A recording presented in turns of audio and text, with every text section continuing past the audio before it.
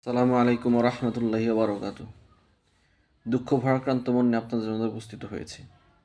ইনকিলাব মঞ্চের মুখপাত্র ওসমান হাদি ভাইকে আজকে দুর্বৃত্তরা গুলি করেছে। আমরা সকলেই তার জন্য দোয়া করি, আল্লাহ তাআলা যেন তাকে সুস্থতার সাথে আমাদের ভিতরে ফিরে আসে এবং সুস্থ রাজনীতি করার তৌফিক দান করেন। এবং সেই সাথে প্রতিবাদ জানাচ্ছি যারা এই ঘৃণিত হত্যাকাণ্ডের সাথে জড়িত তাদেরকে অতি দ্রুত আইনের আওতায় এনে কঠোর শাস্তির ব্যবস্থা করা।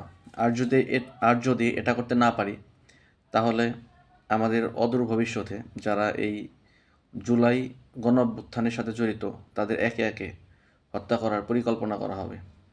তাই সরকারের নিকট আকুল আবেদন, অতি দ্রুত এই সমস্ত সন্ত্রাসীদের গ্রেপ্তার করে আইনের আওতায় আনা হোক এবং দেশবাসীর কাছে দোয়ার দরখাস্ত জানাই যে আমাদের এই ভাইটাকে যেন অতি দ্রুত সুস্থতা দান করে আমাদের মাঝে সুন্দরভাবে এবং সুষ্ঠু রাজনীতি করার তৌফিক দান করেন। আমিন সুম্মা আমিন।